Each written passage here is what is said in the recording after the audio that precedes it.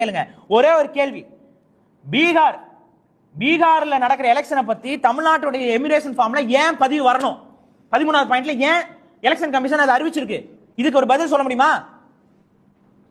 அப்ப வட இந்திய வாக்காளர்களை கொண்டு வருவதுதானே இவரோட தலையாய நோக்கமா இருக்கு.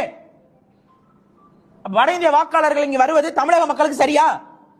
திருப்பூர்ல என்ன கொடுமைகள் நடந்திருக்குன்னு உங்களுக்கு பார்த்துட்டு தான் இருக்கீங்க. வட இந்தியர்களால் நடக்கக்கூடிய பிரச்சனை காவல்துறையால் கண்டுபிடிக்க முடியுதா? தமிழக காவல்துறைக்கு எவ்வளவு பிரச்சனை நடக்கு தெரியுமா? தமிழக காவல்துறை அதிகாரிகளே அடிச்சிருக்காங்க வட இந்தியர்கள்.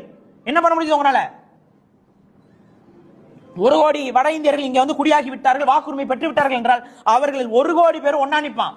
ஆனா தமிழர்கள் இங்க சாதியாக நிற்போம், மதமாக நிற்போம், கருத்தியலாக நிற்போம், திராவிடம்பா ஒருத்தன் தமிழம்பா ஏதோ பிரிஞ்சு நிற்போம். ஆனா அவர்கள் அத்தனை பேரும் வடவர்களாக ஒன்றாக நிற்பார்கள்.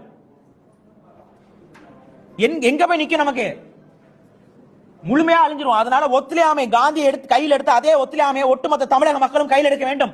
இந்த எதேச்சி அதிகார போக்கு பிஜேபி ரொம்ப வேகமா நடைமுறைப்படுத்திட்டு இருக்கு. அதுக்கு எதிராக தனி மனிதனாக யாராலும் என்னால முடியாது, உங்கள் ஒவ்வொருத்தரும் தனியாக முடியாது. ஆனால் நாம் அனைவரும் ஒன்றாக ஒருமித்த குரல் முடியாது அப்படின்னா முடியாதுதான். நோ மீன்ஸ் நோ இப்படிங்கிற ஒரு இடத்துல நில்லுங்க.